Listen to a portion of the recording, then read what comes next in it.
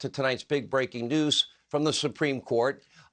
Here is what we know, and that is the host here with what she knows is the host of Fox News at Night, Shannon Bream, along with outnumbered co-host Kayleigh McEnany.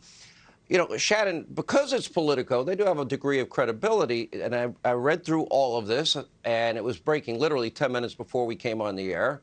Shannon, and you used to cover the Supreme Court for Fox, so you know the Supreme Court well. I cannot think of a single instance that I recall where there's ever been a leak at the court. So part of me is suspicious, but the specificity of it makes me think it would not at all surprise me if this is real. Yeah, and I have been, I will say this very carefully, I have been not waved off that this is actually real. Now, remember, this is a draft dated in February. These drafts go back and forth. They can change, votes can change until it actually is signed off by the 9 justices or, you know, whoever, if there are people recused, all of the justices hearing the case, till it's signed off and it's issued from the court's office officially as an opinion of the court. It's not the real deal. So this is a draft, if it is legit, as I've been led to believe it is, from February, which means a lot of things could have changed. There could be justices who would read this and say, like, wow, this is sweeping. I'm not prepared to sign onto something this sweeping. Or you could have 5 justices who've already said, this is something I will sign on to. And basically what it does, if this ends up being the opinion in some form or fashion, if it uses this wording, it's essentially sending the idea of abortion back to the states and saying they will decide, let the people there decide. It upholds the Mississippi law and says Roe and Casey got it completely wrong. It's over 100 pages. I am still reading, but the conclusions are there, Sean, if it turns out to be what ends up as the ultimate final draft. I want to stay with the process for 1 second, because it's very common that drafts of opinions are circulated for notes from the other justices that seem to be inclined to vote a certain way. My understanding, my sources at the time told me that up to the last minute that Chief Justice Roberts was going to put an end to Obamacare and changed his mind at the last moment. So I want our viewers to be very careful here. This is not a final decision. Decisions, drafts do change and change dramatically. It does have a little bit of credibility as I read it as a possibility, but it's certainly not definitive. And you've watched that process all the years you covered the Supreme Court, correct? Yeah. And right, and you're absolutely right about what happened with the Affordable Care Act. There were essentially 2 tracks going, 2 opinions that were being written by the conservative wing, the more liberal wing, and at times both wings thought that the Chief Justice John Roberts was a vote with them. There was an attempt at one point when he decided to go with the liberal wing, with among the conservatives, to bring him back into their side. They had this meeting, they called back together to get together, and when he showed up and they realized he was not with them, they thought there's nothing else we can do. We've lost him at this point. So there was some back and forth, and that clearly could have happened in this case since this February draft. Like I said, I've been led to believe that this was legitimate as a February draft. A lot could have happened between now and then. I have never, as you said, seen a leak like this at the court in the years that I've covered it. It is astonishing that somebody would release a draft opinion outside of the court. They are very tightly held. There are almost never any leaks from this one place in Washington. Every place else leaks like a sieve around here.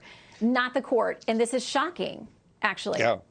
You know, and Kayleigh, let me go to the political side of this. If true, it would not surprise me as a conservative and you as somebody that knows the law as well. We have often argued that Roe is bad law. It enumerated rights to people that were not in the Constitution.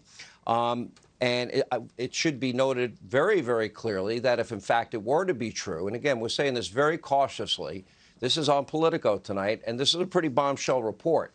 I did have one person write me and says this is likely true, and I had somebody else write me and say it's likely not true. But what it would mean for the people in this country is it doesn't mean abortion would be outlawed or illegal. It would be sent back to the states, and the state representatives would decide within their state what the law should be, correct? That's right. And it would mean that we are no longer one of 8 countries, Sean. And yes, you heard me correctly.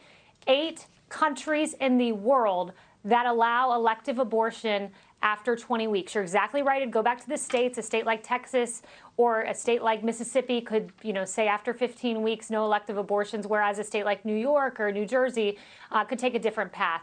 It would also mean, Sean, we're not among the good company, as Justice Roberts said during oral arguments, of the People's Republic of China in North Korea. Because right now, that is exactly where the United States stands with our abortion laws. We know 62 million children, 62 million, have perished because of this law. That's nearly 1/5 of the United States population.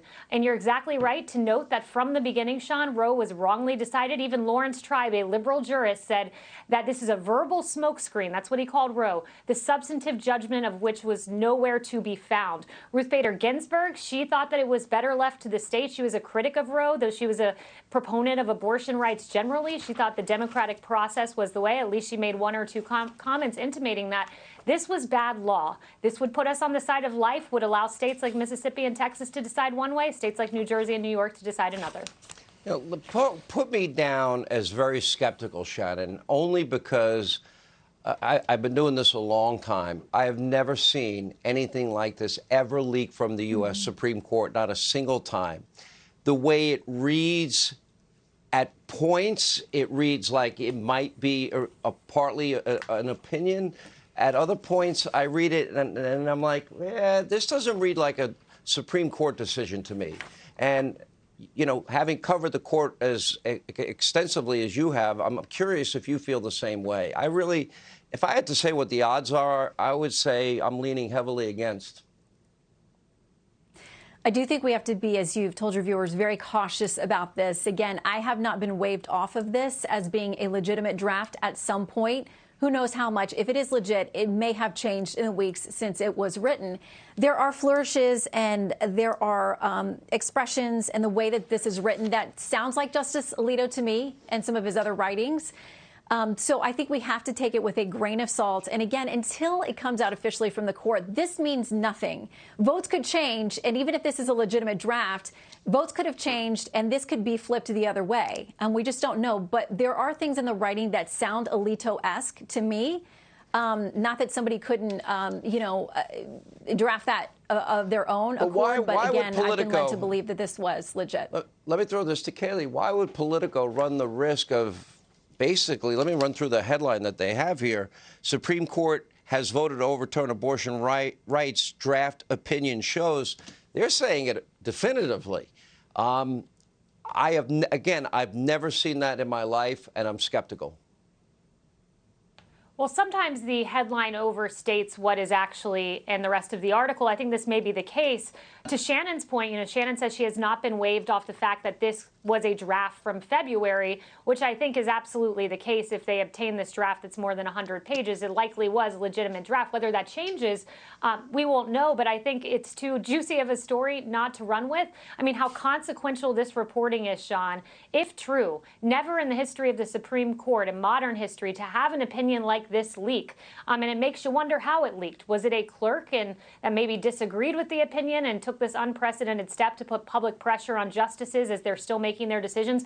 I don't know, but someone, it would seem to me, with a motive, clearly leaked this in a way that is very unusual for the Supreme Court. Hey, Sean Hannity here. Hey, click here to subscribe to Fox News YouTube page and catch our hottest interviews and most compelling analysis. You will not get it anywhere else.